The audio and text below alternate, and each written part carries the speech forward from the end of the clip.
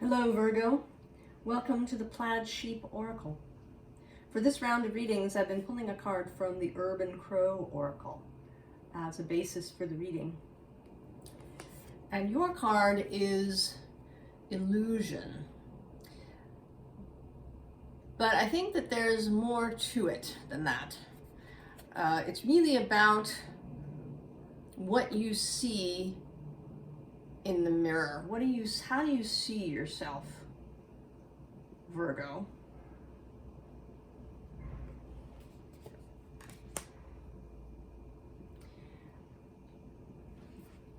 Identity can be really useful.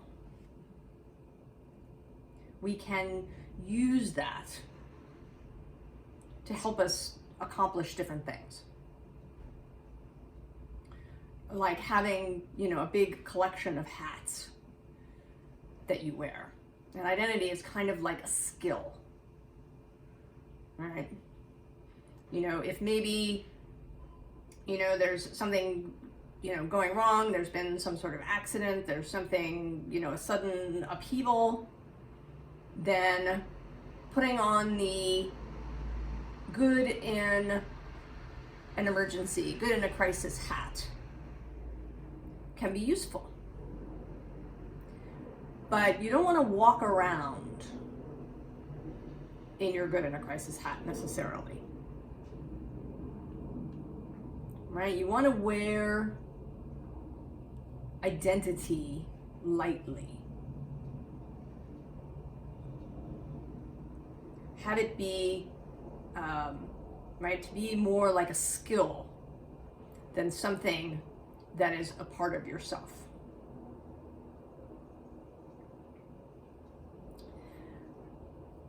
And Virgo, you, I think, you do want to be of service. You do enjoy when things fit into your plan. Yeah. This idea that Virgos are maybe neat freaks or, spreadsheets and things.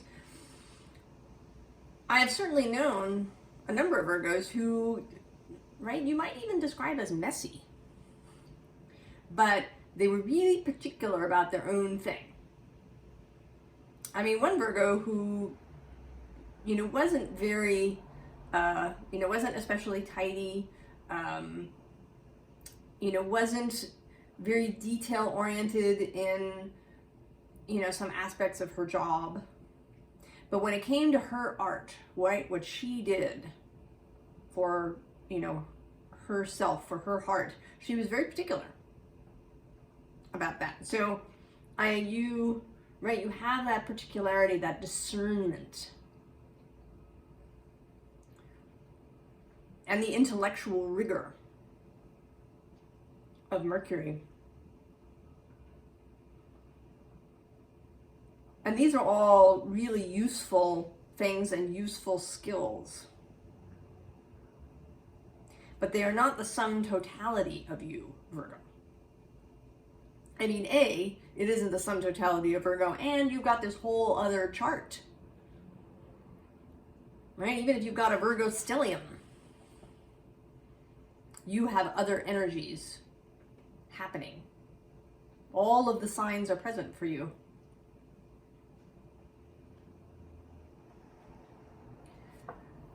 And we see that here in this card, biome. Right, it's the earth, it's got, all the different sides of the earth. There's some cities going on there, there's forests, there's all different colors, there's ocean and sky. Right? It sort of is, right, like the zodiacal wheel, which is centered on the earth. And then this card, right, of bravery, of being, right, this balancing on the whole earth, the wholeness, as opposed to just one aspect of self. Now this next card is so interesting to me because for a long time, I did not even notice that there's this woman here in the middle. She's got this blue watery dress and she's kind of wearing this anemone as a hat or as her hair. And I was so taken by all of the other things going on in this card that I did not even see her until another reader, right, pointed her out. And now, of course, right, I can't unsee her. She's there. She's, right, has sort of become the focal point for me. And I feel a little bit that you are this woman, Virgo, that you're feeling kind of overwhelmed. And that also that there's some unseen factor. Something that has always been there, but that you have not seen. That this is, right, this some of the aspect of this illusion that we're talking about. And I do think that we, as humans in general, go through life not seeing all of ourselves. At least, until we get older.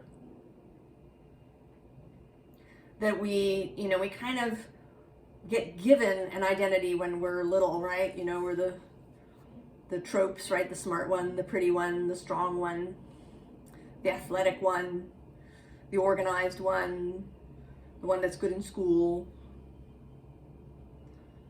good in an emergency, bad in an emergency. But these things, right, don't always hold. I have a cousin, she was, the kind of person who would scream if she saw a spider. She was not someone that you would have, called immediately if you had an emergency, but she grew up. She had children and she became a nurse. And she's a really good nurse. So that, that identity as the squeamish one was just, an illusion. And this, to make equal equator card, and then followed by this clarity card, I feel is the process that you've been in. I think that you're beginning to see through the illusion. And in the last Virgo reading that I did, the message was to believe your heart. And maybe, and what it's saying to you, and maybe as you are doing that, stuff is coming up. And perhaps it's confusing or disturbing.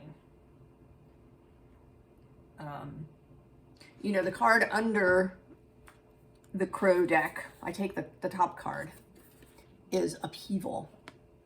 And then under that is displacement. And it may be that you were feeling some upheaval. Or even that you're afraid that if you, continue down this road to follow this thread, that there will be upheaval and displacement. And you're sort of sitting, trying to figure it out, make things equal, find clarity. And it continues a little bit in this card, which is the Seven of Pentacles. It's like an abacus, right? Trying to figure it out. And then actually under that is this Five of Cups. And here I'm really, drawn to this maze in the head. And being Gemini hosted, as you are, right? Gemini is the host in Virgo, the home. He is domiciled in Virgo. You can get up in your head. Yeah, there is a tendency for that Virgo energy to get caught up in intellectual processing. We are, as I'm recording this, we're actually in the Virgo moon. And that can make one intellectualize one's feelings. And sometimes that can be useful. But again, not all the time. So this next row is by way of Spirit offering a different option, or showing a whole different possibility. So the first thing is this 8 of Wands. And what's really drawing me is just the redness here, right? These sort of weird flowers exploding around the skull. So it feels to me like unaccustomed thoughts, right? Ideas, desires, perhaps, that have been dormant or suppressed, being allowed to come to the surface, to be seen. And then the 6 of Cups, right?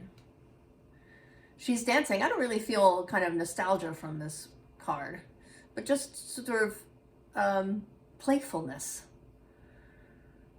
A playfulness through life. She's got all these cups. I sort of see her as maybe that she's a waiter somewhere, or that she's, doing chores around the house, collecting the dishes, and that there's a playfulness as she does that. And then there's the High Priestess, normally associated with your opposite sign, Pisces.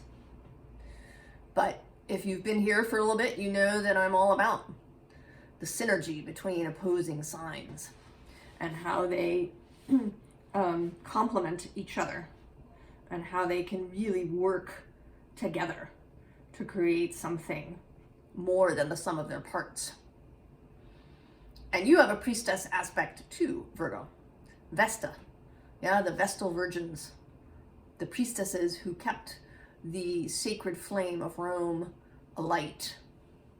So it was not an oracular function. It was a very,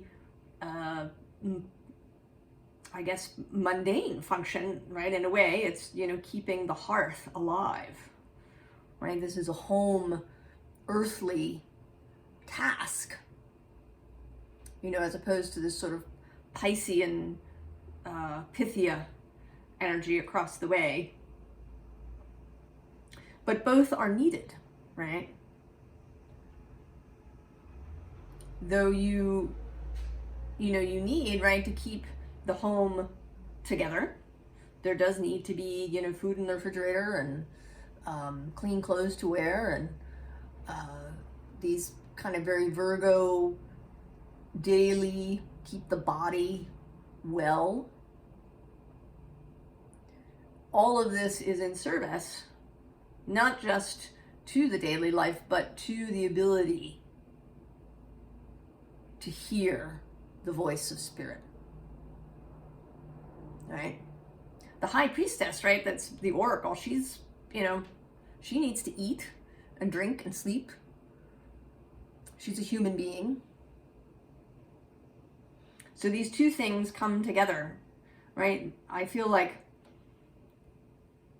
Virgo and Pisces are, right, they're our human self and our eternal self coming together.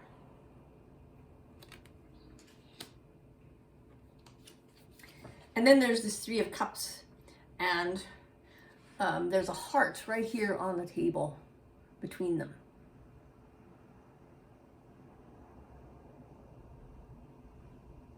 Right? Passion between people, and also between parts of ourselves. The 3 of Cups for me is often about sort of a unified will within us.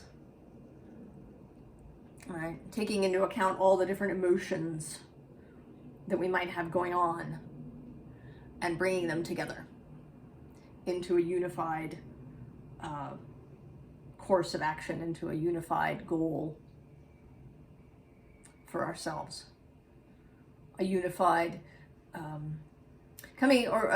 being in unity about how we want to proceed through life. And I feel like these are the parts of yourself having a conversation, and they're coming into agreement. This is the kind of life we want. And that is confirmed then by the lovers making heart-based choices. Choosing love over fear. Seeing the world with a loving eye rather than a judgmental one. And again, this doesn't mean condoning poor behavior or not taking care of yourself or what you need to do. Because if you're living really from your heart, you're gonna want to do the right thing. Your heart wants the best for you and for everyone else. It will never guide you to abandon yourself or your body, or to step out of your integrity and harm someone else deliberately. So now we have still more advice. And this is, I feel like, to really embrace the possibility that's in you, Virgo, for thunder, for moving in this way, right? This feels, more sort of like Aries perhaps, or Sagittarius. Thundering ahead. The whole herd acting in unison. And not in fear, right? This is not a stampede. This is directed forward movement in joy.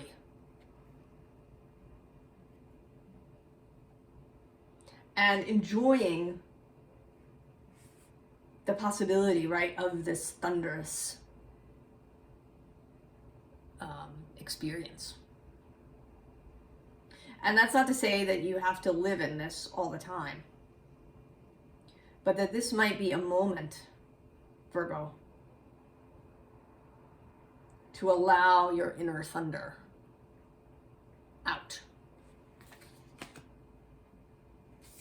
Now, these next two cards are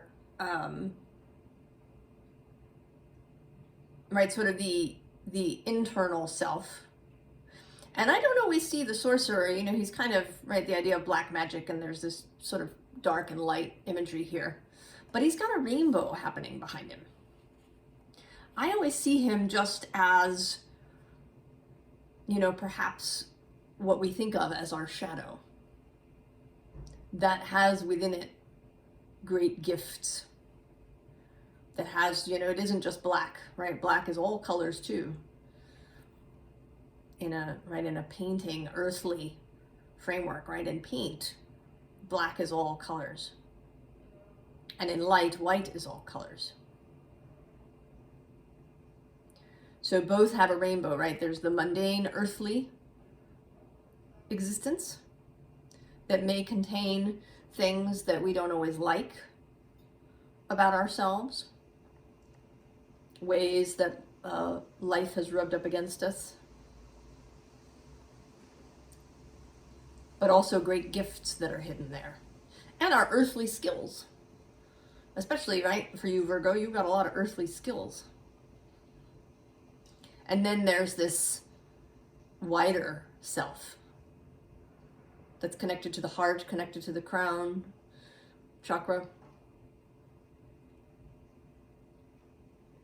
Right, it's kind of right, root, sacral, solar plexus chakra, and then crown, third eye, and throat chakra, with the heart kind of as the nexus point, unity. And when you feel that, when you feel really connected to yourself, then you can choose, right, how you want to be, how you want to move through the world. What is it you want from your life? How do you really want to be of service to others and to the world? It may not look like other people's. It may not look like other people's.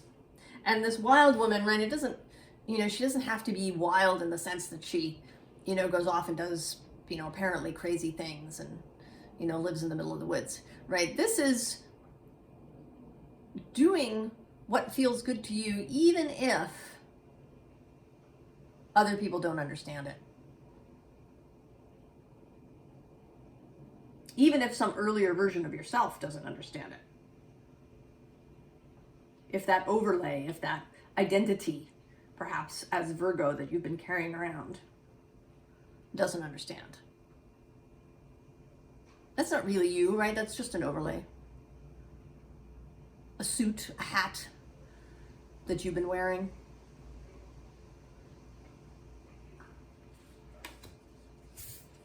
And then, of course, we have the heart. The beloved coming back.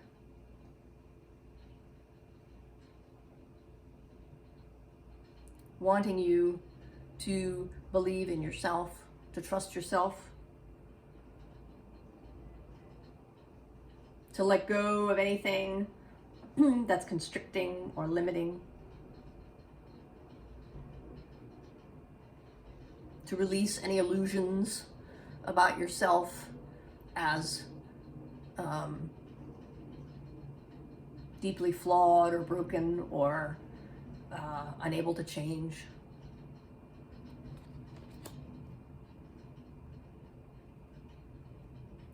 Now, these cards came up too, and first is this journey, and I think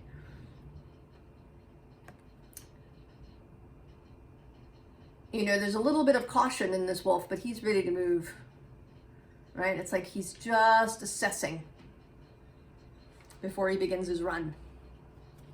And underneath that is faith and trust. And then we have this compassion card, which is less to me about compassion and more a callback to this.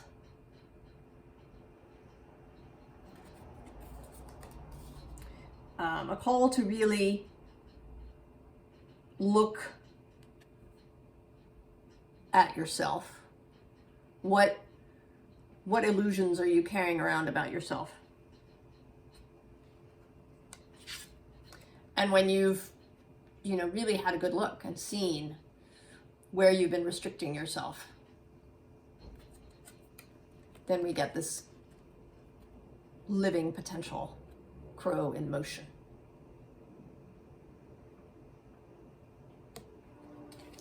And because apparently the Virgo energy really wants to drive this home, the message repeats all over again. First with this magician, who is often associated with Virgo, and with Gemini, right? It's a mercurial energy, Hermes. Underneath him is the Hanged Man, seeing things differently. So then we have this Five of Cups. And there can be grief when we walk away from something, from an identity, a hat we've been wearing for a really long time. There may be this idea that we're betraying something, betraying some aspect of ourselves or of our family or something. But, right, we're just letting go of, something that was temporary. And we're not letting go of everything, right? The two cups behind him are still there. he is followed by the High Priestess. Again, don't let anybody tell you that you are not connected to spirit and the divine, because you're so earthy, Virgo. Don't tell yourself that. You're connected to Pisces across the way. You support one another.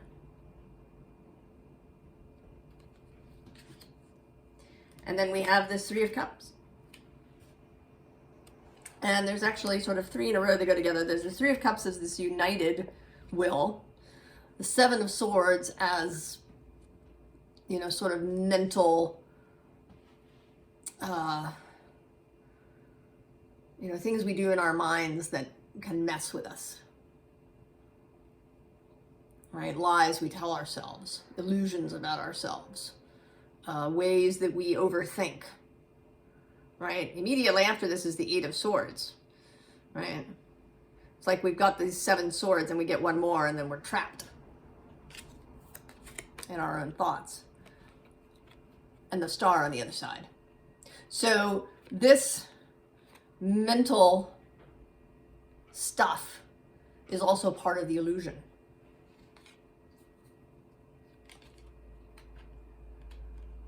Right? What's real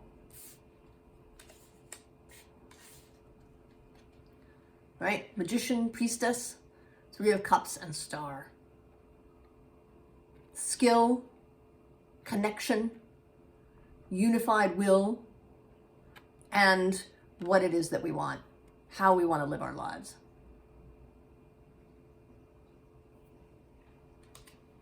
Our North Star.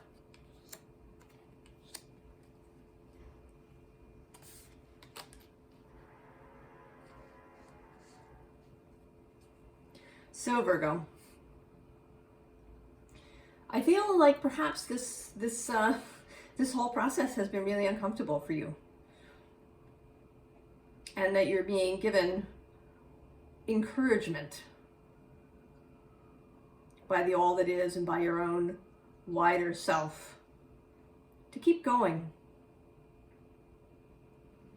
to move from seeing all of this in an overwhelmed way,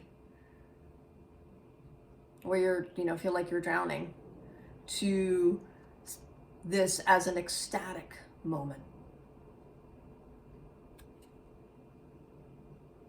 Right? Because that's the other way to see her, as ecstatic in this richness. Ecstatic in her connection to all that is, in her bodily self as well as her spirit self, her consciousness, in creation. Allow yourself ecstasy, Virgo. Allow yourself ecstasy.